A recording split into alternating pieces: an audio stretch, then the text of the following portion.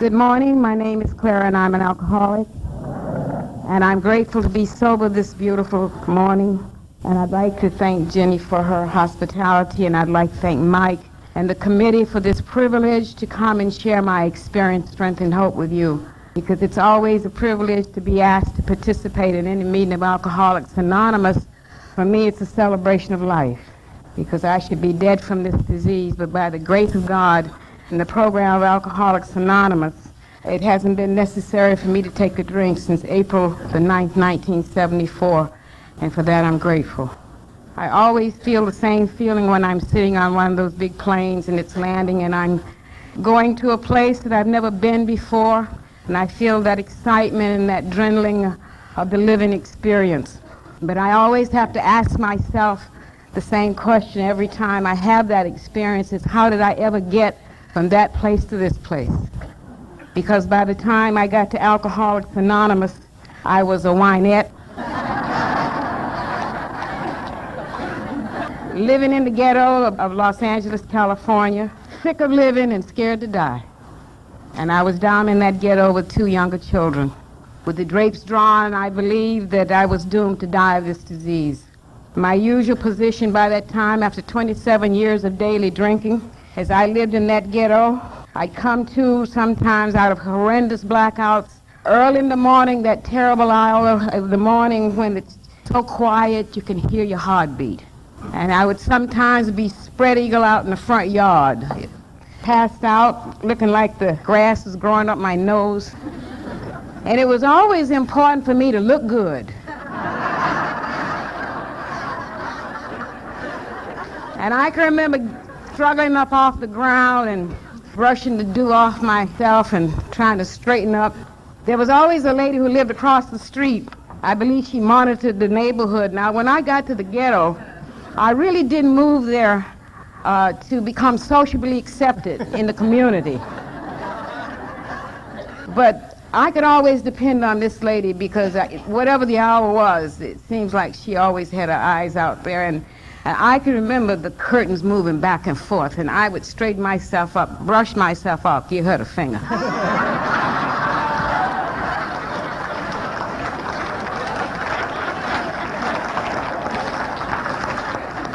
Stagger up the steps, trying to walk straight, close the door, lean on the door, feel so sick.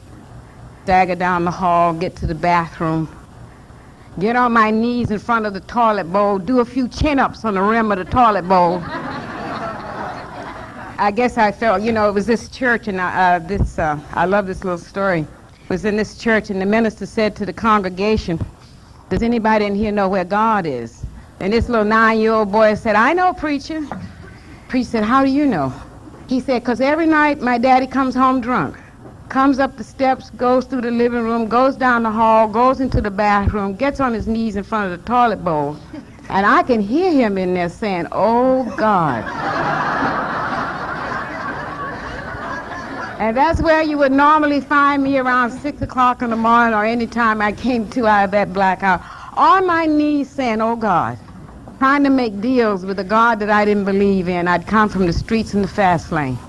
And I knew all about survival because you survive by making deals. But as Dr. Silkworth, in his opinion, in the front of the big book of Alcoholics Anonymous, which is the basic text of our program, describes the first drink and the feeling that the alcoholic have, the phenomenon of craving would start. And I had to do something about that. And I'd have to come off the floor. And I was about 65 pounds overweight, and I had to pull those tight jeans up and put on my bad leather jacket and my red wig and my starfire earrings. And I had long since given up cute. I had been reduced to gold fuzzy house slippers. And it didn't take much pain to slide into my slippers to make the run. But I can also remember turning up that collar and feeling the shame and feeling the guilt as I passed the door where my 8-year-old daughter slept and my 9.5-year-old son, and listening to them quietly sleeping. And I'd say to myself, I don't want to do this, can't do this anymore. But you see, the phenomenon of craving was greater than my emotional decision not to make the run.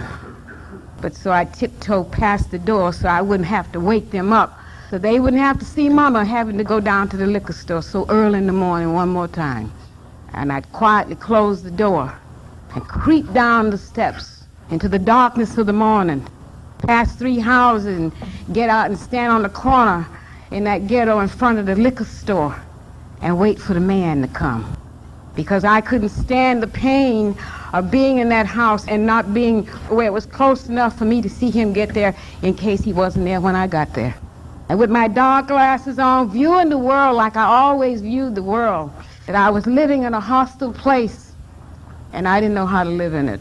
But I'd watch the Los Angeles Times truck drop off the newspaper and the Wonder Bread man drop off the bread. And I'd be standing there cool. Talk about denial. Finally, the man would come, and I'd follow him into that liquor store, and he'd put the change away. Now, in complete denial that alcohol had anything to do with the fact that my life was totally unmanageable and that I was powerless over alcohol, I'd go browse around in the grocery department. In L.A., the liquor stores have little grocery areas, and I'd be over in the Campbell soup department, watching this guy put the change away. Normal people don't get out of bed at 6 o'clock in the morning to go to the nearest liquor store to browse. But there I was. Finally, this guy put the change away, man. I mosey up there, and stand in front of this guy, feeling that feeling of pitiful, incomprehensible demoralization, and smelling like a bear. I had long since given up Chanel No. 5. And in the big book of Alcoholics Anonymous, in chapter 3, where it describes our mental disease, and it tells us the things that we continue to do to keep from doing step 1 and 2. And it says we switched to natural wines. Well, I hadn't switched to a natural wine, but I had switched to Ripple. Now, Ripple, I don't think grapes have ever been near that stuff.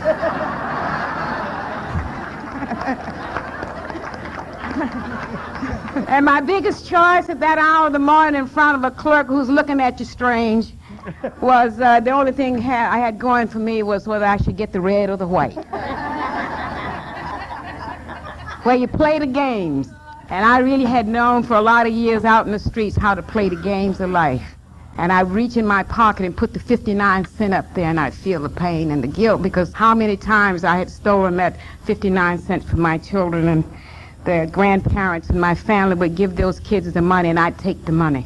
Because I needed the wine more than they needed the money in their little piggy banks. But I'd always promise I'd pay them back. I guess I felt like Bill Wilson, our co-founder of this program, that I believe was divinely inspired. He must have felt the same way when he'd steal the money out of his wife's purse to buy that bathtub gin and feel that degradation. And I'd make the promises I could never keep. And I'd say tomorrow. I'd say to this guy, hey, we play a few little games there looking at each other, and finally he'd say to me, what are you going to have? Well, hey, I'm not in here for milk. I didn't get out of bed to stroll down here to get any milk. I want my wine, man, and give it to me now. And he'd shove it in the paper bag and wrap the top of the bag around the bottle, and he'd hand it to me. And I was still trying to play those games, and I'd say things to him like, have a nice day, honey. But I didn't give a damn what kind of day he was having, I just wanted to get out of his sight, get past the plate glass window, lean on the building, and I had long since given up crystal glasses. And I had given up the ritual of worrying about the bottle opener. All I needed to do was unscrew the top of that wine and just take a hit off the wine, take a deep breath, and let the adrenaline start and the fantasies begin. And shuffle on back to that house and sit in the chair. Watch the dawn come up. Sitting in the chair, overstuffed chair with my wig on sideways, and my terracotta robe on with wine stains on it. And I'd watch people running out of their houses, going off to work. And I'd hear those 2 children of mine getting up and going in the kitchen and to fix their breakfast, and I'd feel so bad. Because I couldn't seem to get out of the chair to go in there and participate in their lives. I wasn't able to do that, but I always talked about tomorrow. And as I'd sit there and look out that window, I guess I felt like the man who said, I had a dream last night, that life was passing me by, and hey, I wasn't in it. I was looking out of the window, and I had lost all those outside pleasures of life that was supposed to make me fit and feel as if I was really somebody on the planet Earth. But I'd say to Mom, I'll help the kids. I'll help them with the lunch. I'd watch them go out the door, and their little heads go past the window. And I'd sit there and I'd reminisce about the unfulfilled dreams and the goals that had not been met. And I'd reminisce about the yesterday. And I knew that my life was a failure, and it was all their fault. It never occurred to me that alcohol had anything to do with it. As I'd sit there in that chair and dream my life away, I would remember how it all started with me. I was born in Atlanta, Georgia, and I'm the youngest of 7 children in a family that was a wonderful family as I understand it today. My father was a full-blooded Cherokee Indian who was born on a reservation in North Carolina and who had migrated to Atlanta at a young age, who couldn't read or write. Taught himself to read and write with members of the church and reading the Bible. They were not alcoholics. My brothers and sisters were not alcoholics. I'm the alcoholic in the family. And I believe I was born restless, irritable, and discontented. And I didn't fit right from the beginning. I'm one of the ones that at 5 years old in the first grade could have used a little bourbon on the rocks just to get me to the second grade. I mean, I had problems. I wish I'd had the ability in the first grade to explain to the teacher and all my peers, that I just couldn't cope. And it didn't get any better. It got worse as I got older. And in school, I had a hard time, and I was not a good student, and I was terrified of people. And my feelings about myself didn't start later on. It started at a very early age. I always had the feelings of low self-worth and low self-esteem, and I simply did not feel adequate as a human being. And I don't know what it was that I was so afraid of. I guess it was just I was afraid of life right from the beginning because I didn't know how to interact with anyone. My father was an artist. We were considered well-to-do at that time, and we had all those things, but somehow I missed that interaction and that interaction that families have, and I didn't feel like I fit there in that family.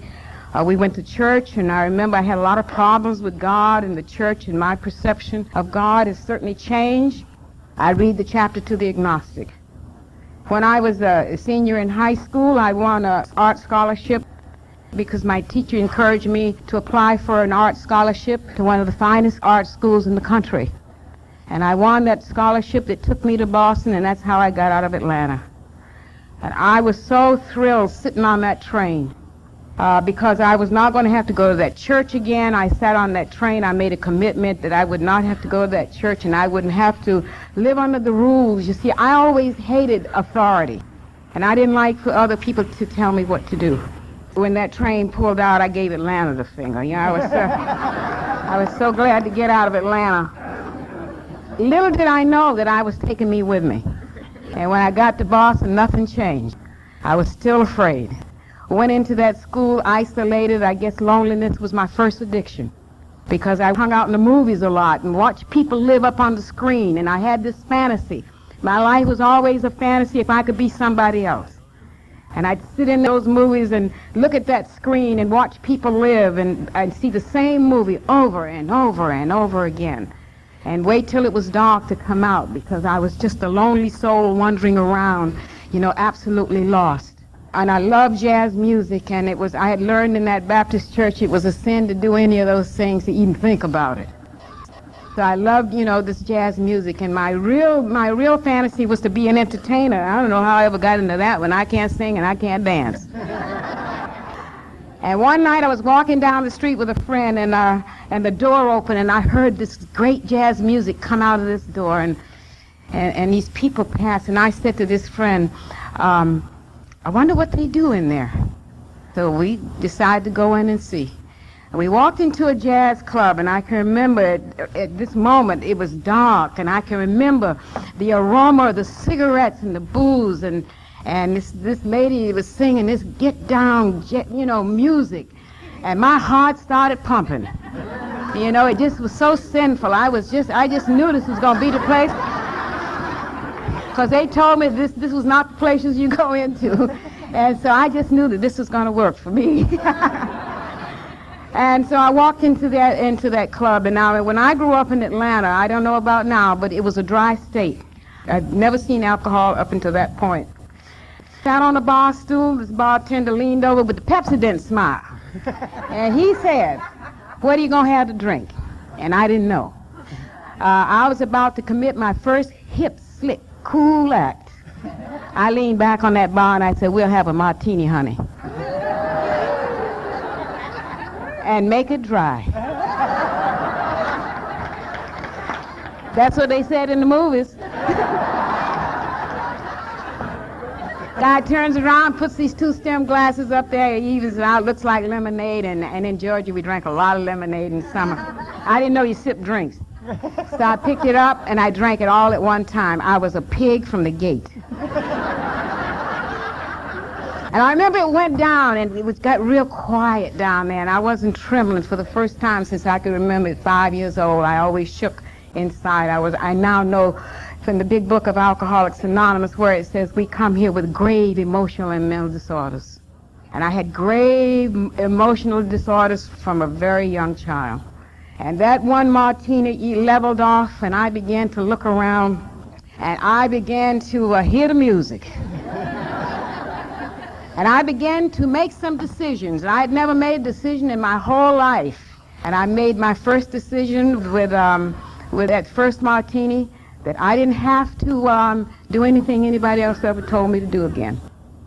And I was willing to give up that scholarship in that school. I stepped out into the streets of Boston. I hooked up with the pimps and the hookers and the madams. I call them colorful, but the big book calls them lower companions.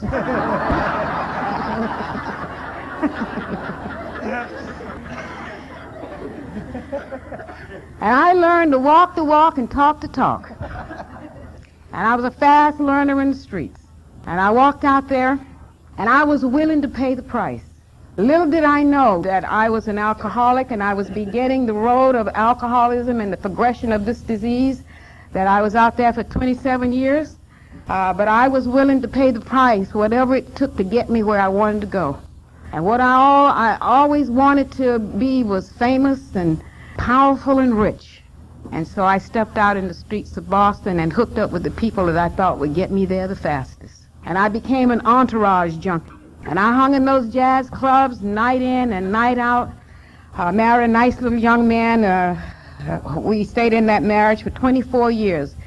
And as I view it today, sober, it was one of the sickest relationships that two human beings could have ever been in. He was my drinking buddy. Neither one of us ever took any responsibility for our lives or the lives of our children. In that marriage, that we had our first son, and I tried to lead a double life. I tried to look good over here, in the community, because my family had become high achievers and had done all those things that my parents expected them to do. And they couldn't understand my lifestyle. And today I certainly know the difference between a lifestyle and a life, because today I have a life, because I'm sober in the program of Alcoholics Anonymous by God's grace. And I stayed out there in that lifestyle, and we had that little son, and I couldn't deal with that. I can tell you the truth, because what I've learned in Alcoholics Anonymous, that the truth will set me free. That I really didn't like the idea of that responsibility of that little boy. Couldn't deal with that. I could never keep my promises to him. And by that time, I was into alcoholism as it progressed. And I must tell you, I'm a real alcoholic, the kind that's described on page 21 of the big book of Alcoholics Anonymous.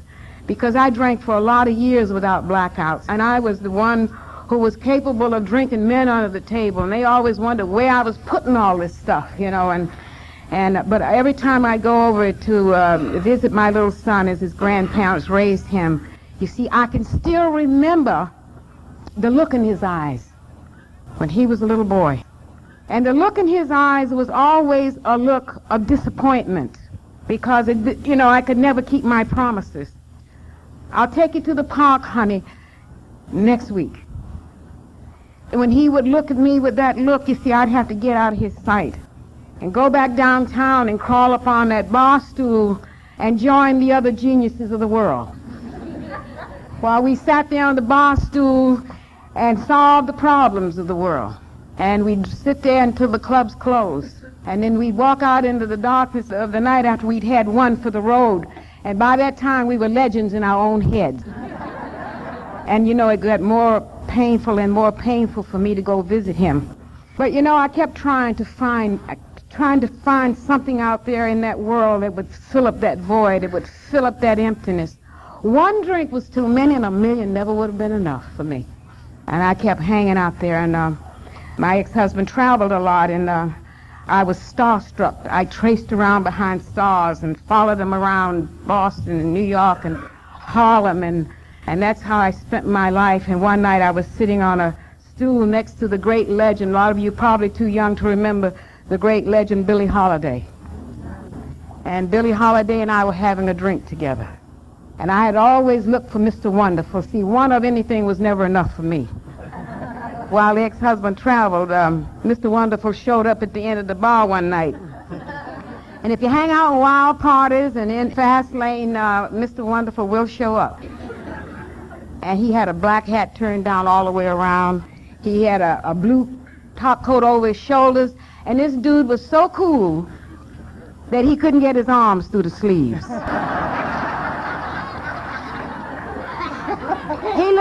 He looked at me, pulled out a wad of money. My eyes got that big. I just love money.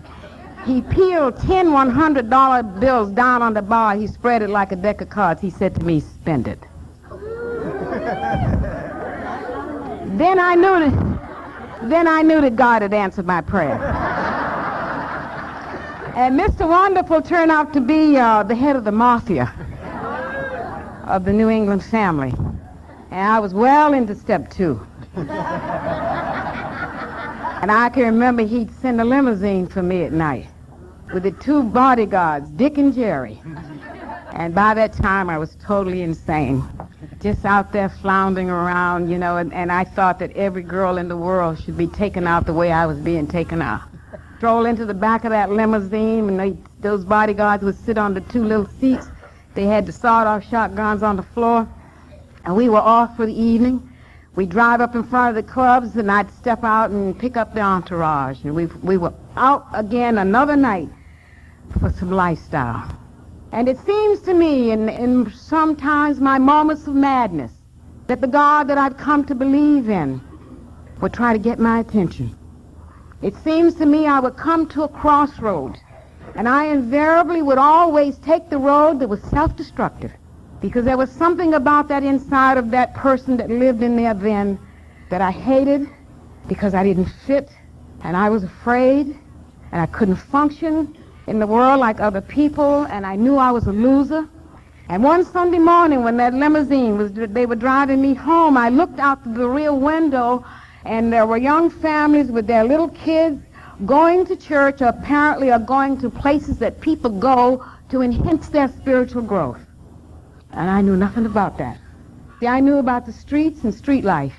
There's a jazz singer, and I still like jazz, and her name is Randy Crawford, and she sings a song about street life. And she says, if you are young, don't get old in the streets, because the cold will hit you in the back, and you're going to nickel and dime your life away. And you'll sit down one day, and you'll realize it was all a masquerade, because all you are out there is a role player. And that's what my life was about. I was a role player. And so there I was, looking out that window. And it seems that God must have whispered to me that something was wrong with my life as I looked at those young people with their lovely little kids, and I couldn't even take my kid to the park. And I made a decision right then, because the problem was Boston. If I could just get out of Boston and go to another place and start all over again, I'd be a better wife and a better mother with good intentions. My intentions were always good till I took the first drink. Then the drink took me And I was off and running because I gave it the power. And we made a decision to go to California, went into the Los Angeles area, had 2 more children. By fluke, went into a small maintenance business that became successful. And I always equated success with love. And that meant that I had to buy it. Because you see, by the time I got to the ghetto, I had bought all the love that I could afford. And Billie Holiday used to sing a song that when the money is gone, they don't come around anymore. We had gotten a lot of those things in that business. The house, the employees, the trucks, the cars, and I was further and further away from reality with each thing I got. Because I thought it was all on the outside, and what I've learned in Alcoholics Anonymous is an inside job. So I stood outside the house when I began to drink around the clock. And that family who loved me, those brothers and sisters who could never understand my lifestyle, who would look at me with that same kind of look and pain that families who love us look at us. That feeling of frustration, bewilderment, and despair. Why are you killing yourself? Why are you living like this? We can't understand why you do these things to yourself, and we hate to see you die. Thank God that one of those sisters finally, when they decided to walk away, and they didn't know anything about Al-Anon, but one of those sisters I used to borrow money from and didn't pay her back said to me one day, I'm not going to bail you out of any more trouble. And I didn't like her for that. And she said, so don't ask me for any more money. That older sister, who's in Los Angeles now, is 86 years old, and she looked at me with that loving look, but sad, and said to me, but we will pray for you. And I understand that God does answer prayer in God's time, because I believe for me that I had to do exactly what I had to do out there, and it was their prayers and the prayers of the people who loved me the most that brought me to my knees in that ghetto one morning, April the 9th, 1974. And that older son by that time was 18 years old, and one day when the bank had foreclosed on the house and the marshal came, put the lock on the house, and I stood on the sidewalk with those 2 young children, my daughter and the other son, and the older son stood, and his look was different now. And it wasn't the look of a little boy, it was a look of a teenage young man, but the look was a look of love and hate. And I guess the tears would come, but they wouldn't run, because it wasn't macho for a young man to cry over his drunken mother. And he looked at me and he turned and he said, we don't know who you are. He said, but I hate you. And he walked away. And my attitude about him was the same as everybody else. You don't understand. You don't know the pain I'm going through. You don't know how I'm suffering, and I wish I could tell you I loved you. But I don't know how. And my best answer for every issue in my life was have another drink and think about it.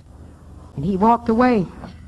And I picked up that bag and I got down into that ghetto and I started ending up in hospitals and waking up with strange people in strange places. Little did I know that martini was going to have me pay that price. And I hated myself, and I can remember the remorse I felt, but I couldn't stop drinking. Couldn't get drunk, and I couldn't stop drinking. Was on food stamps and welfare because I was not employable, and I started ending up in hospitals, and one morning on a Sunday morning, one more time, I ended up in Daniel Freeman Hospital in a little area called Inglewood, right outside of L.A., a little community outside of L.A. One more time in the hospital, because I would sit in that chair many times and try to contemplate suicide, and I'm glad I wasn't able to do that, because I have learned that committing suicide is a final solution to temporary problems. And I would go out in those streets and in those bars and then fighting out there in those streets with all that rage that was always inside of me. And then when I was in those blackouts, I would get into those rage and get into those fights, and I would end up in places like that. And there I was one more time on a Sunday morning where people are working over me, people who are dedicated to saving your life, hey, when you don't want your life saved. And I looked and I opened my eyes and I had a brain concussion. I was bleeding out of both my eyes. They kicked in my ribs. And there were 2 nuns leaning over me and the police at the foot of the bed. And I am grateful to God because I believe it's all part of the Master's plan, that my parents didn't get to see me like that. That family didn't get to see me like that. I told the police to buzz off I'd hung out with the mafia for years because they wanted to know who did it. I told them to buzz off because I had my secrets. I came to the program of Alcoholics Anonymous filled with secrets I held all my life that I swore I'd never tell anybody. I heard a man at the podium say one night, "We are as sick as our secrets." And when the police buzzed off, the older nun, who was a lady probably in her late 60s, was not thrilled with me at all. I had a lot of lip for her, and that was always my defense, to keep people away from me. You see, if you stay away, you won't know the secret and you won't know my pain.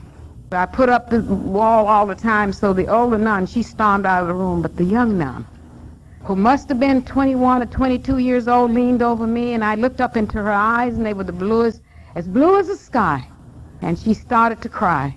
And this beautiful young nun's tears began to fall on the covering of that bed, and she said to me, not what everybody else had said to me, like, you have willpower.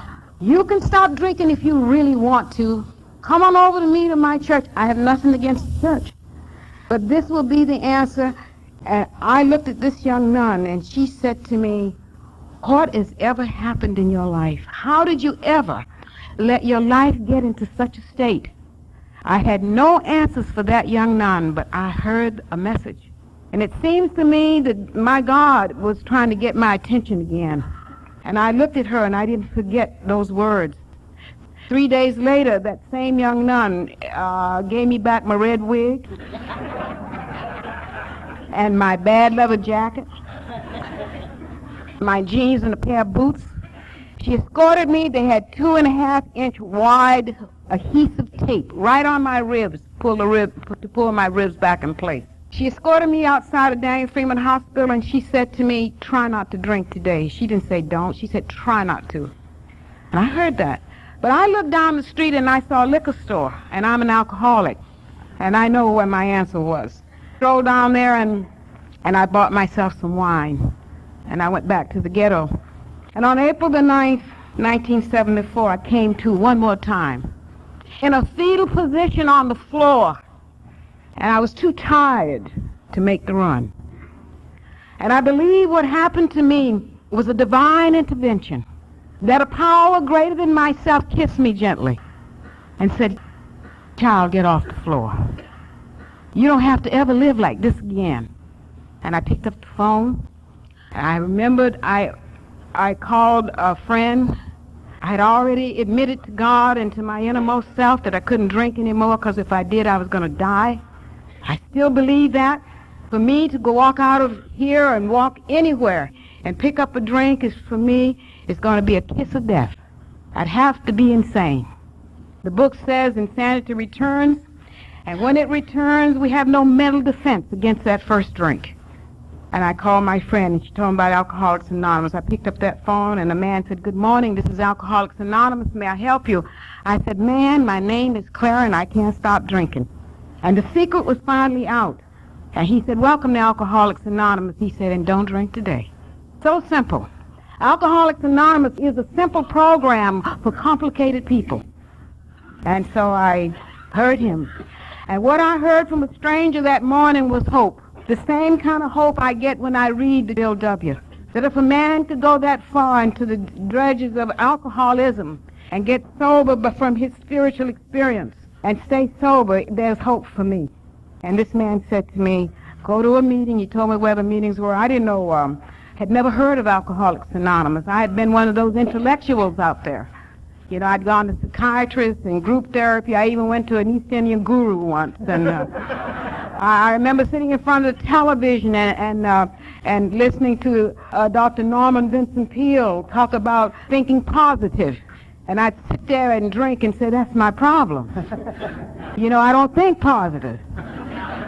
And I go in the kitchen to get a glass of bourbon and come back and sit in front of the television and think positive. So the man said, just don't drink. And so I didn't make the run that day, and it hasn't been necessary for me to do that. But around 10 o'clock, I didn't know about detoxing until I got into the program of Alcoholics Anonymous. Because, you see, I stand here this morning, and I had never had one of the fair-weather friends, as Bill W. described his friends. Not one of those fair-weather friends ever got sober. So I have got to believe that God had a purpose for my life, because I never did. And so I I started to get dressed. And I hope I never have to go through that one again. Getting dressed for my first meeting of Alcoholics Anonymous. Around 10 o'clock, I began to perspire. The kids had gone off to school. And I opened the closet door on what to wear. Because it was important to look good. I didn't know what you guys were about. And I didn't know whether you took notes or whatever. But so I looked in the closet. I had one red velvet dress that had wine stains on it.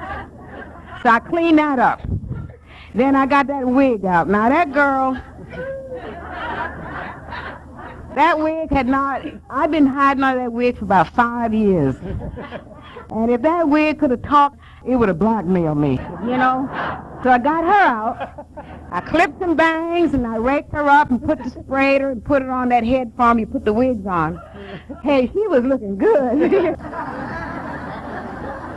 But I was a bouncing mess. I was dripping wet. So around 2 o'clock, I just couldn't stand being in that house anymore. And I went over to Woolworth and I stole some eyelashes for my first meeting. I put them under my jacket. I got back to my little ghetto house there, and they come quite long. I didn't know. I didn't know you're supposed to trim them, you know. So everything's ready, and you know I didn't have a card. My card had been taken away. Thank you, God, because I'm in complete service to the program of Alcoholics Anonymous, and I get a chance to speak in prisons and hospitals and I'm on the board of directors of a halfway house for 7 years, and I get to listen to the Yets and what goes on out there in blackouts in those cars. And my car had been taken away, and I called my brother. And it seems that God always leaves with us a guardian angel, somebody who won't give up, who lingers in the background and prays until we can find the place I found in Alcoholics Anonymous where I could hear the message. And I called my brother. I said, I think I found a place for me. And the place is called Alcoholics Anonymous, but I need a car to get to the meeting. And my brother came over, and I remember he ran up the steps, and he kissed me. He said, I hope this is going to work for you. He said, honey, we love you. We hate to see you live like this. And he said, you keep the car as long as you want to use it. And everything was ready. 7 o'clock, the lashes there was the last attraction to go on. By that time, I am really bouncing off the walls. I remember getting the lash, putting the glue along the edge, holding my elbow, waiting for an opportune moment. And I slammed it in.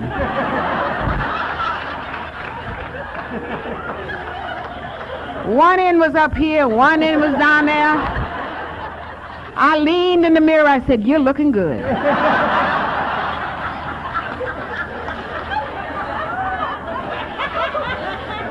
And I went off to my first meeting of Alcoholics Anonymous. I walked up the walk, and tall Scotty was standing at the door. We're good friends today. And the man at central office didn't tell me it was a church. And I'm sure it was part of the master's plan. Because had I heard it was on a church, I might not have gone to that meeting, and I would have missed all of this.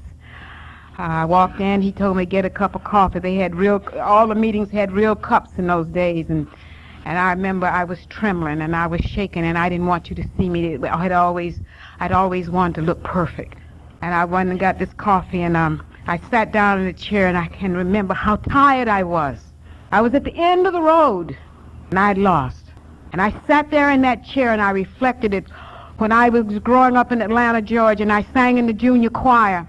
And I always hated that, but that's what they made me do. And we used to sing a song that a slave wrote.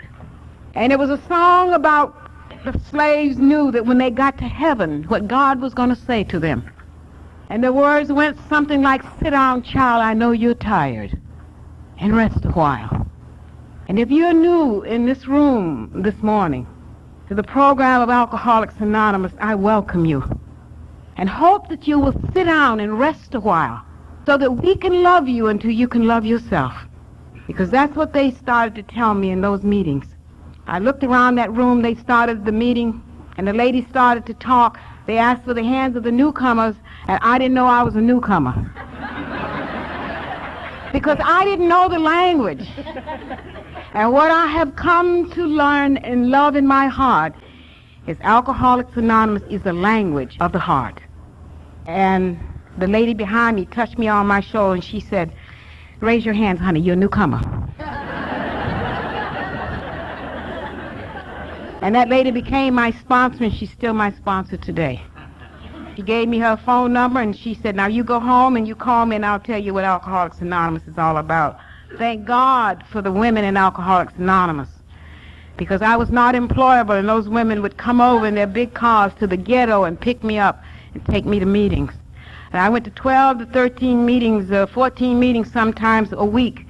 And they told me what would work for me, and it still works for me as I stand here at this moment.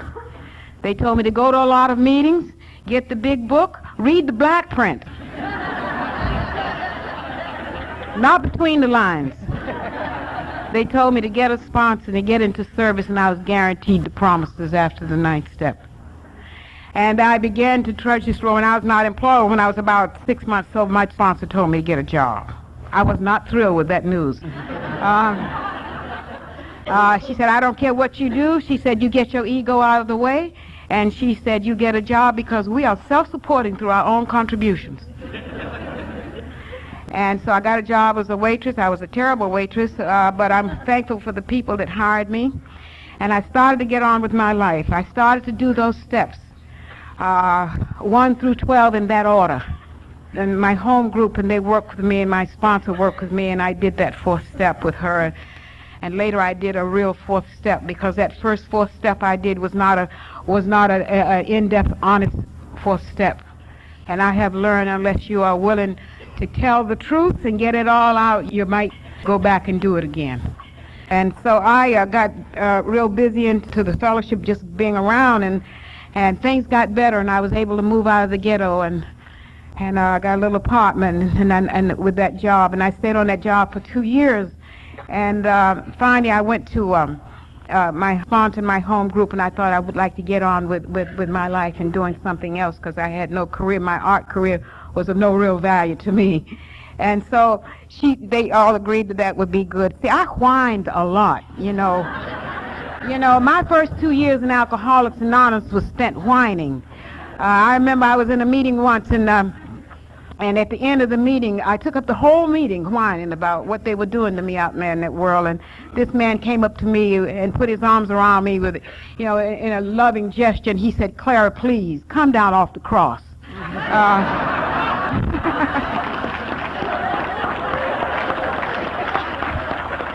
He said, "We need the wood." So I went out, I saw on my day off my waitress job, I had been in I started off in that house cleaning service and had grown into a maintenance business, and that's what I did know how to do. So my home group and the guys in my home group told me to get some business cards made, and they showed me how to word the business card. And on my day off, I went over into Beverly Hills, and I would knock on doors. And one of my problems all my life was a fear of rejection. And so I would go up to the door, and I could never have eye contact with anyone. From the time I was a little girl, I never looked people in the eye. I always looked down on the ground or looked away. And I'd ring the doorbell, and these ladies would come to the door, and I asked them if I could clean their house. And sometimes they were polite, and sometimes they just slammed the door, and I would just be crushed. And I'd go back to the meeting, and my group would say, "Go back. You go back again." Somebody will finally, and finally a lady did hire me, and from that one job I worked hard. I was, we know how we want to be perfect. I got so good, I was using Q-tips to clean the keyholes, and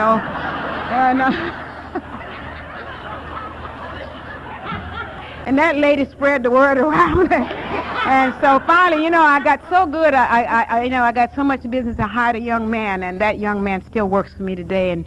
And when God gives me the privilege to go out and try to be his messenger to the suffering alcoholic, you see, that young man and a retired sister run that business for me. And so it got on, and it got better, and my life got better, and I did thank God for the 8th and 9th step, and I made amends to those kids who are all adults, young adults now, and that older son who didn't want to see me anymore as my best friend today. And God works in a mysterious way, because I was given a second chance when I sat at my first meeting of Alcoholics Anonymous. Little did I know that my life was going to be rocketed into a 4th dimension of living, and I would have the freedom to say to those kids, "I love you," today. And I am glad to be here with you.